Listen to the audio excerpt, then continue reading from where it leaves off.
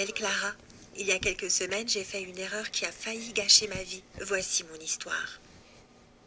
Je suis danseuse étoile. Mes parents s'intéressent assez peu à l'art, mais ma grand-mère adore le théâtre et le ballet. À l'âge de 6 ans, j'ai trouvé un livre sur la danse classique dans sa bibliothèque. Et tandis que je le feuilletais en admirant les photos des ballerines, je suis tombée sous le charme. Elles étaient si gracieuses et on aurait dit qu'elles étaient en apesanteur. Plus tard, ma grand-mère m'a montré des vidéos du lac des Cygnes et ça a été l'ultime déclencheur. Mes parents ont essayé de m'ignorer quand j'ai commencé à parler de danse classique sans arrêt, mais ils n'avaient aucune chance. Au bout d'un mois environ, j'ai passé une audition avec un professeur de danse qui m'a dit que je n'avais pas d'avenir, que j'étais trop lourde. Apparemment, ce n'était pas vrai, mais j'ai pleuré toute la journée du lendemain, si bien que mes parents m'ont emmenée dans une école de danse encore plus prestigieuse et sélective. Les professeurs m'ont regardée et m'ont dit que j'étais née pour être danseuse. Mais j'ai dû attendre quelques années car ils n'acceptaient que les filles de 8 ans ou plus. Mes parents s'en sont réjouis car ils étaient persuadés que j'allais oublier cette lubie en quelques mois. Mais ils étaient loin du compte. Chaque semaine, j'étais de plus en plus obsédée par la danse. Des centaines et des centaines de fouettés ont été pratiqués devant le miroir de notre salon. Et bien sûr, je suis allée à l'école de danse le jour de mon 8e anniversaire. Et ils m'ont acceptée. Et c'est là que tout a commencé. Des cours presque tous les jours. Des professeurs avec une posture parfaite et tant de choses à apprendre. Aujourd'hui, j'ai 15 ans et ces 7 dernières années ont été consacrées à la danse classique.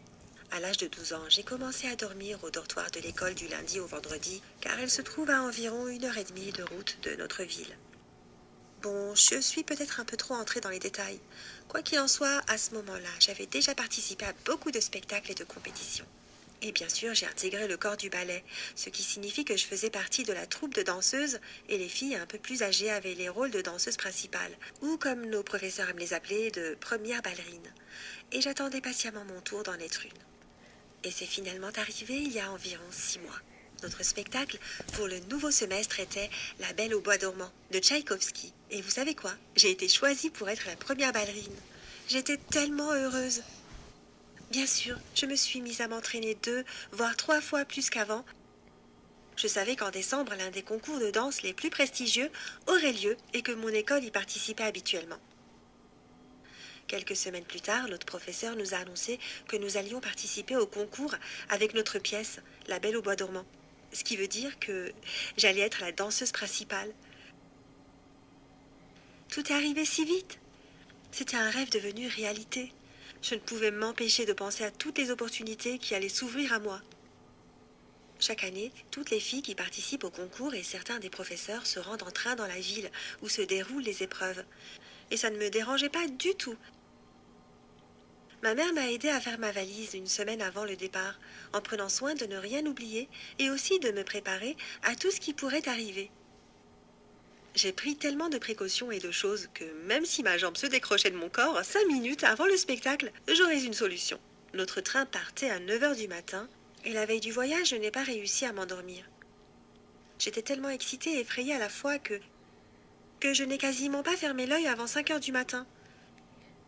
Ce qui signifie que je n'ai dormi qu'1 heure environ et que mon sommeil n'a pas du tout été réparateur. Puis je me suis réveillée en me sentant bizarre. Mon père m'a emmenée à la gare et m'a souhaité bonne chance. Nous nous sommes toutes retrouvées dans le hall de la gare et il nous restait environ 1 heure avant le départ du train. Certaines filles sont allées acheter des encas, d'autres bavardaient, mais moi je n'avais pas vraiment envie de parler à qui que ce soit, car je me sentais mal à cause de mon insomnie et je voulais juste me concentrer et écouter la musique sur laquelle je devais danser le soir même. Je pense que c'était bien la 1000e fois que je l'écoutais. Je me suis un peu éloignée des autres pour ne pas être dérangée. Je me suis assise sur un siège, j'ai mis la musique et je me suis endormie. Pourquoi ces sièges sont-ils si confortables? Quand j'ai rouvert les yeux, j'ai réalisé que tout le monde était parti. J'ai regardé l'horloge de la gare. Il était 10h30. J'avais raté le train. Je ne comprends toujours pas comment ils ont réussi à m'oublier à la gare.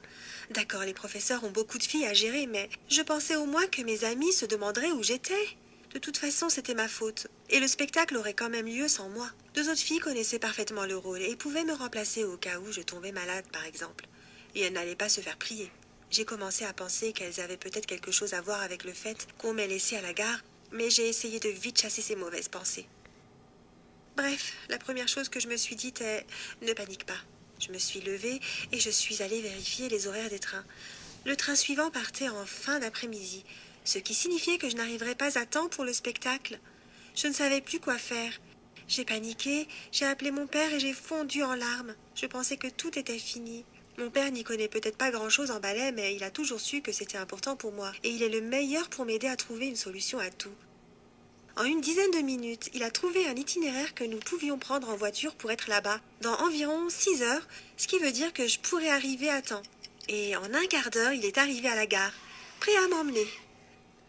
Pourtant, il avait beaucoup de travail et ce n'était pas simple pour lui de prendre un jour de congé. Bref, nous avons réussi à tout faire dans les temps. J'étais si nerveuse que je n'ai rien avalé de toute la journée et j'ai couru vers la salle une demi-heure avant le début du spectacle. Une autre fille s'habillait déjà pour le rôle principal et elle n'a pas été contente de me voir. Mais au final, tout s'est très bien passé. Tout ce stress n'a même pas gâché ma performance. Je pense que ça m'a même stimulée. As-tu déjà été terriblement en retard pour quelque chose d'important? As-tu une histoire à nous raconter?